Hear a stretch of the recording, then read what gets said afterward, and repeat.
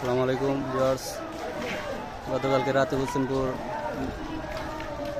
গ্যাঞ্জাম হওয়ার কারণে ব্যবসায়ীদের উপর আক্রমণ ও লুটপাটের কারণে ব্যবসায়ীরা উদ্যোগ নিয়েছে যে ব্যবসা বাণিজ্য আজকে সারাদিন বন্ধ রাখবে এবং তারা আন্দোলন করতেছে যে তাদের এই উপরে হামলার তীব্র প্রতিবাদ জানাচ্ছে।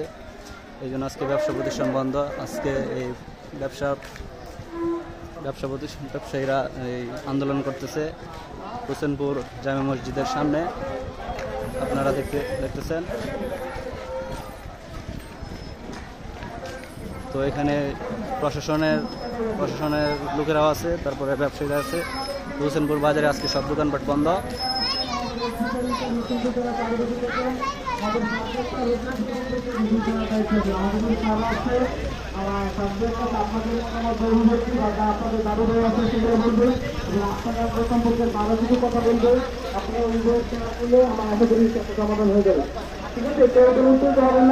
সবাই শান্ত থাকেন।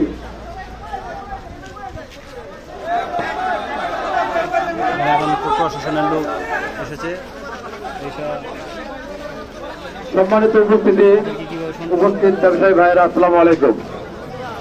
এই যে আপনারা এখানে ব্যবসা করতেছে, হোসেনপুর একটা সুন্দর একটা বাজার, এখানে একটা ব্যবসার একটা আপনাদের সুনাম আছে, কিন্তু আপনারা দেখছেন যে প্রায় দিনই এই যে আপনার চর বিশ্বনাথপুর এবং এই যে দ্বীপেশ্বরের এই যে দুইটা এলাকার ছেলেপেলেদের মধ্যে প্রায় গন্ডগোল। হোসেনপুরের অন্যান্য এলাকায় কিন্তু এরকম নাই, বাকি যে ইউনিয়ন গুলো আছে এটাকে নাই। এটা কিন্তু এখানে যারা আছেন অনেকেই কিন্তু এই ঘটনার সাথে আমার জড়িত থাকে। এখানে আমি 1 বছর হয়ে গেছে, আমার 1 বছর থেকে আমি এটা দেখতেছি।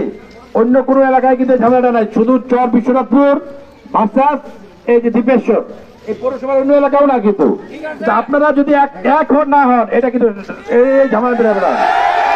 সবাইকে এক হইতে হবে। আপনারা দেখছেন আমাকে ফোন দেওয়ার সাথে সাথে আমি আসি। অনেক সময় এমন অবস্থা হয়, এই যে লম্বা লম্বা তাও নিয়ে আসে, তখন আমি কি আদমিদের নিয়ে আসি। আমার একার পক্ষে তো সম্ভব না, যে একটা অবস্থা থাকে। এটাকে নিবারণ করতে হলে আপনাদের সব এক হইতে হবে। এখন ইনশাআল্লাহ যে দুষ্কৃতকারী আছে আমাদেরকে অচিরে আইনের আওতায় নিয়ে আসবো। কালকে যে ঘটনা ঘটছে, আপনারা যারা ক্ষতিগ্রস্ত হয়েছেন, আমি অনুরোধ করবো, আপনারা সর্বগুলো অনুরোধ করবো, আপনারা আজকে থানায় আসেন, মামলা দেন।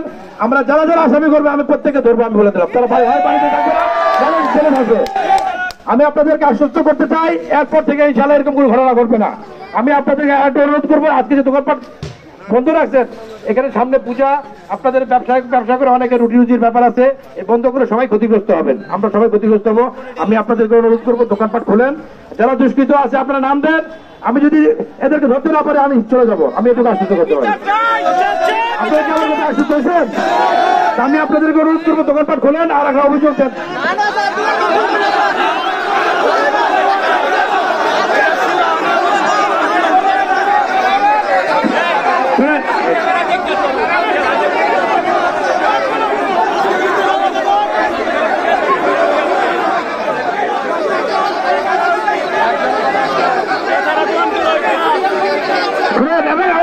আমি শুনছি আপনাদের ক্ষোভ, এটা আমারও ক্ষোভ।